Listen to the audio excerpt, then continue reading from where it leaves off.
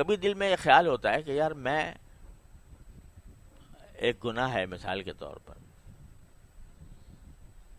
تو میں کوشش بھی کرتا ہوں، توبہ بھی کرتا ہوں، اور توبہ کے وقت میں دعا بھی مانگتا ہوں،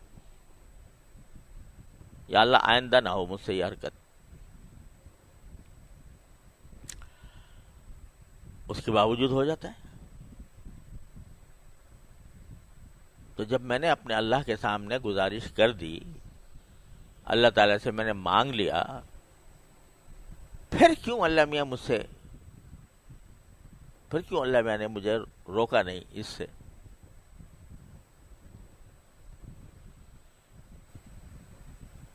اللہ تعالیٰ کی حکمت اور مشیت تو وہی جانتے ہیں. ہم اور آپ کہاں تک اس کی حکمت اور مشیتوں کو سمجھنے کی کوشش کریں گے؟ لیکن اللہ جل جلالہ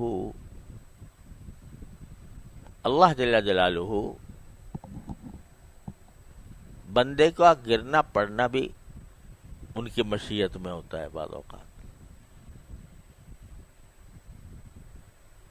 سمجھے؟ گرنا پڑنا کیوں ہوتا ہے؟ تاکہ یہ مزید روئے، یہ مزید میری طرف متوجہ ہو، مزید مجھ سے توبہ مانگے، مزید مجھ سے معافی مانگے، اور میں پھر اس کو اپنی ستاری کا مورد بناؤں، اپنی غفاری کا مورد بناؤں. اس لیے بھی کرتے ہیں اللہ میں بعض اوقات.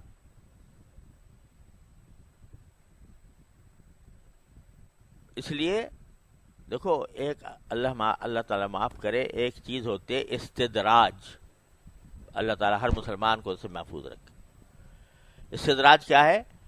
کہ آدمی گناہ میں مبتلا ہے، گناہ میں کیا جا رہا ہے، اور اللہ میں ڈھیل دے رہے ہیں. اچھا بھائی اور کر. تو اللہ بچائے، جو غفلت کے ساتھ ہوتا ہے، یہ استدراج ہے، بڑی خطرناک چیز ہے. اللہ تعالیٰ ڈھیل دے رہا ہو کسی کو. اس کی علامت یہ ہے استدراج کی کہ ایسے آدمی کے دل میں فکر ہوتی ہی نہیں. اس کو نہ ندامت ہوتی ہے، نہ فکر ہوتی ہے کہ میں کیوں کر رہا ہوں. وہ تو سینہ تان کے کر رہا ہوتا ہے گناہ، اعوذ باللہ. وہ تو ہے بڑی خطرناک چیز. اور ایک وہ ہے جو گناہ تو کر رہا ہے بیچارہ، لیکن شرمندگی کے ساتھ، عاجزی، اللہ تعالیٰ کے سامنے عاجزی ظاہر کرتا ہے، روتا ہے، گڑ گڑاتا ہے، یا اللہ مجھ سے یہ ہو گیا، مجھے بچا لے اس سے، یا اللہ مجھ سے آئندہ میں اس گناہ میں مبتلا نہ ہوں. آج کل کے جو گناہ ہے وہ نظر کا گناہ سب سے خراب ہے. تو میں اس کی خاص طور پر، اور بھی غیبت سب پتہ نہیں کیا کیا ہم مبتلا رہتے ہیں جن گناہوں میں. اب ہم جیسے لوگ جن کا بہرحال کچھ نہ کچھ کسی بزرگ سے تعلق ہے، کسی کا پاس بیٹھنے کا موقع ملا ہے، کچھ دین کی تعلیم حاصل کی ہے، کچھ تعلیم دے رہے ہیں، تو ان سے یہ توقع تو مشکل ہے کہ وہ ان کو نماز چھوڑنے کا گناہ کریں گے، یا وہ معاذ اللہ شراب پی لیں گے. لیکن جو گناہ پھیلے ہوئے ہیں معاشرے کے اندر، اچھا خاصے پڑھے لکھے اہل علم کے اندر، نظر کا گناہ،